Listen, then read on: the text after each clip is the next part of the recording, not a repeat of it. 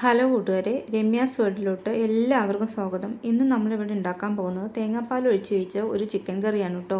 അതിനായി ഞാനിവിടെ ഒരു ചീനച്ചട്ടി ഗ്യാസിലോട്ട് വെച്ച് അതിലോട്ട് അല്പം എണ്ണ ഒഴിച്ച് അതിലോട്ട് ഒരു 20 ചെറിയുള്ളിയോളം ചതച്ചതും 2 സവാളയും 2 പച്ചമുളകും ആവശ്യത്തിന് കറിവേപ്പിലയും ഇട്ട് നന്നായിട്ടൊന്ന് വഴറ്റി കൊടുക്കുക. അത് നന്നായിട്ട് വഴന്നു വന്നതിന് ശേഷം അതിലോട്ട് 1 ടേബിൾ സ്പൂൺ വെളുത്തുള്ളി ഇഞ്ചി ചതച്ചത് ഇട്ട് അതിൻ്റെ പച്ചമണമെല്ലാം മാറിയതിന് ശേഷം ഞാനിവിടെ വലിയൊരു തക്കാളി അരിഞ്ഞു വെച്ചിട്ടുണ്ട് കേട്ടോ. ആ തക്കാളിയും അതിലോട്ട് ചേർത്തി അത് വേഗത്ത് ഒന്ന് ഉടഞ്ഞു വരുന്നതിനായിട്ട് അതിൽ സ്വല്പം ഉപ്പും ചേർത്തി നമുക്ക് അത് നന്നായിട്ടൊന്ന് ഉടച്ചെടുക്കാം.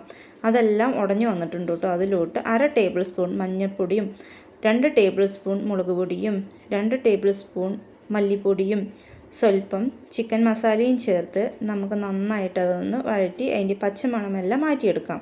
അതിൻ്റെ പച്ചമണമെല്ലാം അങ്ങനെ മാറി വന്നിട്ടുണ്ട് കേട്ടോ. അപ്പോഴത്തേക്കും നമുക്കവിടെ കഴുകി വൃത്തിയാക്കി വെച്ചിരിക്കുന്ന ചിക്കൻ അതിലോട്ട് ചേർത്തി നന്നായിട്ടൊന്ന് ഇളക്കി കൊടുക്കാം കേട്ടോ. അതെല്ലാം മസാലയെല്ലാം ചിക്കനിലോട്ട് പിടിച്ച് വന്നിട്ടുണ്ട് കേട്ടോ. ഒരു 10 മിനിറ്റ് കഴിഞ്ഞിട്ട് ഞാനൊരു 1.5 ടേബിൾ സ്പൂണോളം കുരുമുളക് പൊടിയും അതിലോട്ട് ചേർത്തി നന്നായിട്ടൊന്ന് മിക്സ് ചെയ്തെടുക്കാം. അപ്പോഴത്തേക്കും ഞാനൊരു 1.5 കപ്പോളം വെള്ളം തിളപ്പിക്കാൻ വെച്ചിട്ടുണ്ട് കേട്ടോ. ആ തിളച്ച വെള്ളമാണ് ചിക്കനിലോട്ട് ഒഴിച്ച് വെക്കുന്നത്. അതെല്ലാം ഒഴിച്ച് വെച്ച് നമുക്ക് അതൊന്ന് അടച്ച് വെച്ച് നന്നായിട്ടൊന്ന് വേവിച്ചെടുക്കാം. അങ്ങനെ നമ്മുടെ ചിക്കനെല്ലാം നന്നായിട്ട് വെന്ത് വന്നിട്ടുണ്ട് കേട്ടോ. ഇത് ഗ്രേവി എല്ലാം വറ്റി അതിൻ്റെ മസാലയെല്ലാം ചിക്കനിലോട്ട് നന്നായി പിടിച്ചിട്ടുണ്ട് കേട്ടോ. അങ്ങനെ നമ്മുടെ ചിക്കൻ കറിയെല്ലാം റെഡി ആയിട്ടുണ്ട്. അതിന് ഞാനിവിടെ ഗ്യാസ് ഓഫ് ചെയ്ത് വെച്ചിട്ടുണ്ട് കേട്ടോ. അപ്പോഴത്തേക്ക് ഞാനൊരു അരമുറി തേങ്ങയുടെ പാലെടുത്ത് പിഴിഞ്ഞ് വെച്ചിട്ടുണ്ട് കേട്ടോ.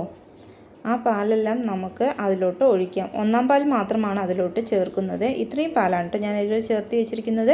അങ്ങനെ ടേസ്റ്റി ആയിട്ടുള്ള തേങ്ങാപ്പാൽ ഒഴിച്ച് വെച്ചിട്ടുള്ളൊരു ചിക്കൻ കറി ഇവിടെ റെഡി ആയിട്ടുണ്ട് കേട്ടോ. എല്ലാവരും ഒന്ന് ഉണ്ടാക്കി നോക്കണേ.